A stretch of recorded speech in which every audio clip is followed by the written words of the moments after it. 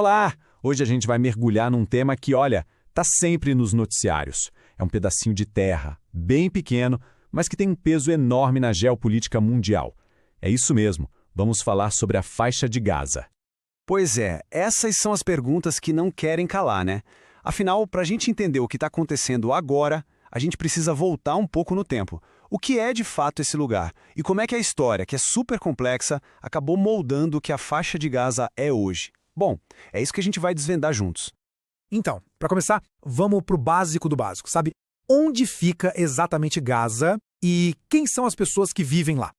Olha só, quando a gente fala da faixa de Gaza, a gente está falando de um pedaço de terra bem estreitinho na costa do Mediterrâneo. São só 41 quilômetros de comprimento. Para ter uma noção, isso é menor que muitas capitais por aí. E a localização é tudo. Gaza fica ali, sabe, espremida entre Israel, o Egito e o mar. E é justamente essa localização que é o ponto de partida para a gente entender toda a complexidade da história.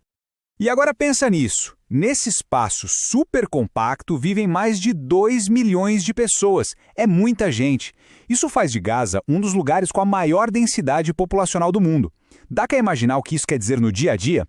A gente está falando de uma pressão enorme sobre recursos básicos, como água, moradia, emprego. Enfim, essa superpopulação é um fator que está presente o tempo todo, tanto na vida das pessoas quanto nas decisões políticas da região. Ok, agora vamos para a história. Porque, como a gente já disse, para entender o presente, não tem jeito, a gente precisa olhar para trás e ver quem esteve no controle dessa terra ao longo dos anos. A história mais recente de Gaza é basicamente uma história de quem mandava no pedaço. E mudou bastante, viu? A gente vê aí um domínio bem longo do Império Otomano que durou séculos. Aí depois da Primeira Guerra Mundial vieram os britânicos. Em 1948 foi a vez do Egito assumir o controle militar da área. Mas o grande ponto de virada, o que realmente mudou o jogo, foi em 1967. Foi quando começou a ocupação israelense, que durou quase 40 anos. E mais recentemente, desde 2005, depois da retirada de Israel, a região entrou numa fase diferente de controle interno palestino. É claro que cada uma dessas trocas de poder deixou marcas muito, muito profundas. E tudo isso nos traz pro coração do problema. A pergunta de $1 milhão.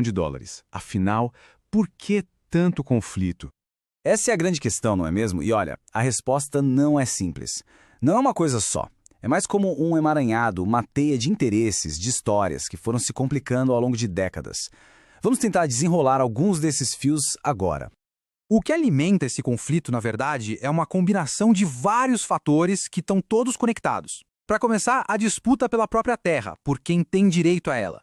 Depois vem a questão da segurança, e isso é algo visto como vital, como existencial por todos os lados envolvidos. Tem também a luta pelo controle de quem entra e sai, sabe? Por terra, mar e ar.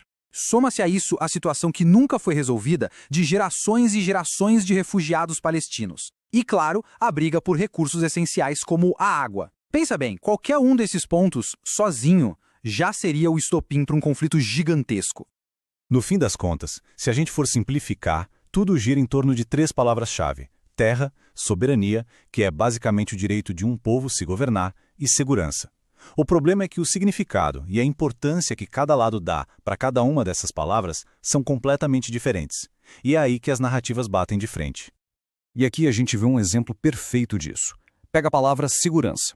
Ela pode significar coisas radicalmente opostas dependendo de quem fala. Na perspectiva israelense, segurança é principalmente impedir ataques que venham de Gaza e controlar a entrada de armas no território. Já na perspectiva palestina, segurança é outra coisa. É o fim do bloqueio, que sufoca a economia e a liberdade de ir e vir. É ter o direito à autodeterminação. Ou seja, são duas visões de segurança que hoje parecem não conversar entre si, parecem irreconciliáveis. Certo. Mas e hoje? Como é que toda essa história, toda essa disputa se reflete na vida real das pessoas em Gaza agora? Vamos dar uma olhada em alguns indicadores de hoje. O cenário, como você pode imaginar, é bem desafiador. Desde 2007, a governança local é exercida pelo Hamas. As fronteiras, o movimento de pessoas e de mercadorias é extremamente restrito, e isso tem um impacto direto e brutal na economia. A gente vê taxas altíssimas de desemprego e de pobreza. Mas talvez o dado mais chocante seja este. A população de Gaza é uma das mais jovens do mundo. Para pensar no que isso significa. A grande maioria das pessoas que vivem lá hoje nasceu e cresceu conhecendo apenas essa realidade, a de viver sob bloqueio, conflito e incerteza. E essa frase aqui, ela resume bem o lado humano de tudo isso que a gente conversou. No final, não é só uma questão política ou militar. O que existe ali é uma crise humanitária que não para, que acontece todos os dias e que molda a vida de milhões de pessoas. E talvez essa seja a grande lição, sabe? Entender Gaza é entender que não existe resposta fácil. É um lugar único no mundo onde a história de séculos, uma geografia super apertada e a política de hoje se chocam. E se chocam de um jeito muito dramático com consequências muito reais na vida das pessoas. E tudo isso, claro, nos joga na pergunta mais difícil de todas.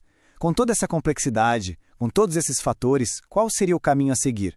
Qual o futuro para essa região e para as pessoas que vivem lá? Olha, respostas fáceis simplesmente não existem. Mas uma coisa é certa: entender as raízes do problema, como a gente tentou fazer aqui hoje, é o primeiro passo. É o passo essencial para quem sabe um dia começar a se pensar em soluções.